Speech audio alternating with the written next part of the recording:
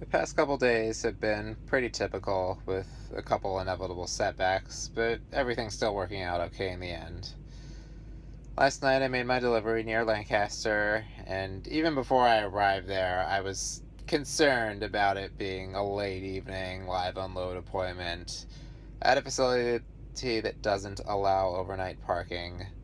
So I planned out my day so that I would still have time left on my 14-hour clock to get somewhere to park for the night after I was finished there. But they ended up keeping me an hour and a half longer than they were supposed to, leaving me with only enough time to get to the nearest Walmart, which their security guard had to give me directions to. And that delay carried over into today, though I was still able to make my next pickup on time. But because of the delay, I had to have a later lunch, although I wasn't too upset about that because I got to go to the Golden Corral in Elkton, Maryland again for the second time in as many weeks. But the worst consequence of the delay is that it got me stuck in DC rush hour traffic today and prevented me from getting to the truck stop where I wanted to spend tonight before it ran out of parking. So now I'm at a rest area on I-85 South on my way to Charlotte tomorrow. Part of me wishes I would never get assigned a late evening live unload like that again, but I'm glad that this job provides me with plenty of inconveniences and frustrations to offer up in prayer, because my spiritual life would likely get weaker without them. As I said on Sunday, I want to start telling you my life story so that you can understand how I became who I am today. This could take a while now that I'm not recording videos every day. I'm going to start with my childhood and move ahead chronologically. And the easiest way to tell the story of my childhood is to begin by saying that I have Asperger's syndrome. Yes, I know that's not the official name of the disorder anymore, that it's now just lumped together under the umbrella of autism spectrum disorders.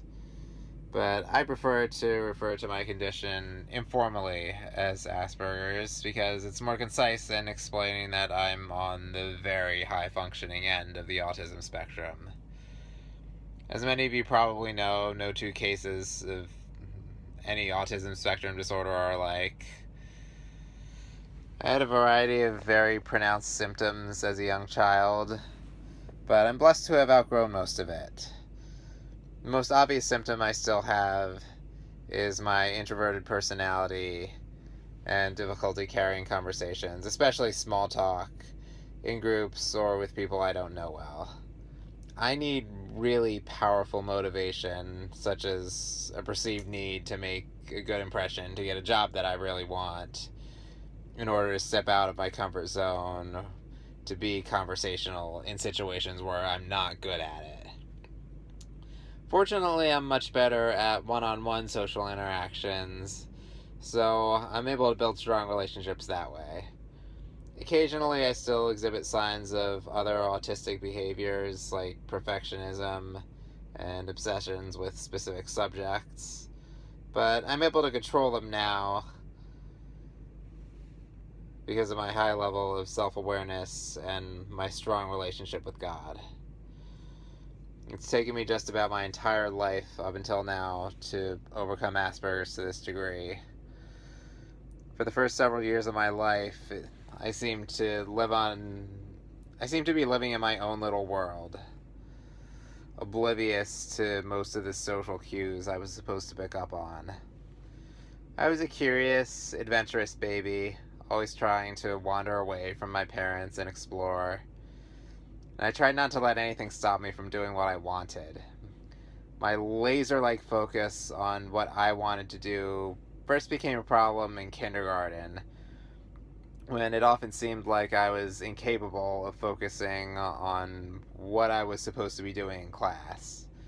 I had practically no attention span when it wasn't free time, and I regularly cried when things didn't go my way. I was so developmentally delayed that I had to repeat kindergarten, as if it wasn't bad enough that I hated not being able to do whatever I wanted when I was in school. I also had a far more terrifying reason to hate school. Like many children on the autism spectrum, I had heightened sensitivity to sound, and this instantly caused me to develop a severe phobia of fire alarms when I experienced my first fire drill in kindergarten. Before kindergarten, I remembered not being afraid of the smoke detectors at home, but the sound of the electromechanical fire alarm horns at my elementary school was so loud and jarring that it made me afraid of all smoke detectors and fire alarms at home and anywhere I went, even if I had never heard the alarm at a particular place before. I was never afraid of being hurt or killed in a real fire. My phobia was strictly of the sound of fire alarms, but not of other loud noises, because other loud noises usually weren't that sudden or were short enough in duration that they didn't bother me. If I knew there was about to be a fire drill at school, I'd be too paralyzed with fear to do anything except cover my ears and hyperventilate in an effort to drown out the anticipated noise as much as possible. If I ever heard a smoke detector chirp for a new battery at home or elsewhere, I would be a nervous wreck until it stopped. I wouldn't even ask an adult to change the battery because, for no logical reason, I was afraid to even talk about the object of my fear. And of course, I was too afraid to attempt to take out the battery myself. The alarms at my middle school and high school weren't quite as loud as the ones at my elementary school, but I still dreaded every fire drill just the same. In 6th grade, my learning support teacher made the problem worse by deciding to let me go outside for fire drills before the alarm went off. Of course, I liked doing that at the time, but it didn't help me because I no longer had to confront my fear. My mom ended up having to take me to phobia therapy in 7th grade, and that finally set me on a gradual path to being okay with fire alarms. This isn't really an issue anymore, mainly because I'm no longer in a place that's required to have monthly fire drills. Though I do still feel a bit uneasy if I'm in a building where the fire alarm signals are electromechanical horns and I'm worried that there might be a drill or they may go off for some other reason. Other types of fire alarms like bells, speakers, and electronic horns don't bother me anymore. And really, yeah, and even when I was a child, bells and speakers didn't bother me. It was only the horns and buzzers that did. But even to this day, I still have nightmares about the alarms I had at my schools, especially my elementary school.